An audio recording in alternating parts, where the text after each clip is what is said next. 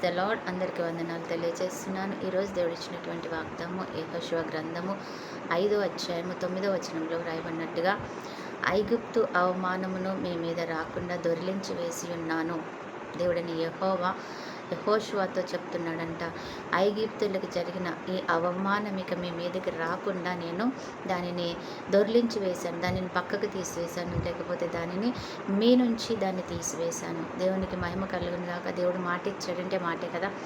దేవుడు అంటున్నాడంట, మీ మీద ఇక అవమానం ఉండదు, అవమానం అనేటువంటి శోధన మీకు ఉండదు. నింద, అవమానము, శోధన, వేదనతో నలిగిపోతున్నావా? కృంగి వేసారిపోయిన స్థితిలో ఏడుస్తూ కూర్చున్నావా? నాకెవరు లేరు, నన్ను బయటికి తీసుకొచ్చేవారు లేరు అని అంటున్నావా? అవమానపడుతున్నావా? దేవుడు అంటున్నాడు, ఇక నీకు అవమానం అంటూ ఉండదు.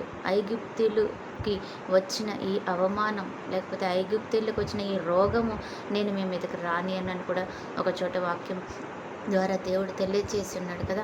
అటువంటివేవి, వారు పడ్డ శ్రమ ఏది ఇక నీ మీద ఉండనివ్వను అని దేవుడు వాగ్దానం చేస్తున్నాడంట. నిజంగానే అవమాన భరితులుగా మనము మార్చబడుతున్నామేమో, ఒక్కొక్కసారి చెయ్యని నేరానికి కృంగిపోతూ ఉన్నామేమో, ఒక్కొక్కసారి మనం కాని పాపంలో మనం ఇరుక్కుపోయి మనం బయటికి రాలేని స్థితిలో ఉంటున్నామేమో కదా. దేవుడు అలా చూస్తూ ఊరుకుండే దేవుడు కాదు. నిజమే కదా. యోసేపు అవమానం పొంది ఉన్నాడు, చెయ్యని నేరానికి జైలు శిక్ష అనుభవించాడు. ప్రతి విషయంలో ఆయన అక్కడికి వెళ్ళాడు, కానీ దేవుడు అక్కడ పొందిన అవమానానికి బదులుగా రెట్టింపు ఘనతని తీసుకుని వచ్చి మరి రాజుగారి పక్కన ఆయనను కూర్చుండబెట్టి, సింహాసనం పక్కన ఆయనకు ఒక ఆసనం వేసి దాని మీద కూర్చుండబెట్టాడంట.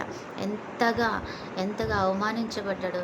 నేను ఈ పాపము చేయలేదు ప్రభా, నేను ఈ నేరానికి నేను అర్హుడను కాను ప్రభా, లేకపోతే ఈ శిక్షకు నేను అర్హుడను కాను ప్రభా అని ఎంతగా కుమిలిపోయి ఉంటాడు. ఆ కుమిలిపోయిన తనాన్ని దేవుడు చూశాడు. దేవుడు తనని పైకి తీసుకొచ్చాడనమాట. ఈరోజు దేవుడు నీతో నాతో కూడా అదే అంటున్నాడు. నువ్వు కృంగిపోయి ఉన్నావు, అలసిపోయినావు, వేసారిపోయిన అవమానాన్ని అనుభవిస్తున్నాను ప్రభు అంటున్నావు. దేవుడు తప్పకుండా ఒకరోజు ఘనమైన విజయాన్ని, చాలా నువ్వెన్నడూ చూడనటువంటిది గొప్ప విజయాన్ని దేవుడు నీకు ఇచ్చి, ఒక యోసేపులాగా ఉన్నతంగా అందరూ గర్వంగా నీ వైపు చూసేలాగా ఉంచుతాడట. అట్టి కృపా దేవుడు మనకి ఇచ్చునుగాక. ఆమేన్. ప్రార్థన. పరిశుద్ధుడైన దేవ, ప్రేమ కలిగిన తండ్రి, నీకు వందనాలు. ఈరోజు ఈ సమయంలో ప్రభా, నువ్వు మాతో మాట్లాడుతున్నావు తండ్రి, నీకు వందనాలు. ఇంతగా గొప్పగా మాతో మాట్లాడవు తండ్రి. ఘన విజయాన్ని ఇవ్వబోతున్నాను, నీ అవమాన పరిధిగా రెట్టింపు ఘనతని నేను ఇవ్వబోతున్నానని మాట్లాడినందుకు వందనాలు చెల్లిస్తున్నాను. మరి ఎంతమంది బిడ్డలైతే ఈరోజు అవమానం, నింద, వేదన అనుభవిస్తున్నారో వారి జ్ఞాపకం చేసుకోండి తండ్రి.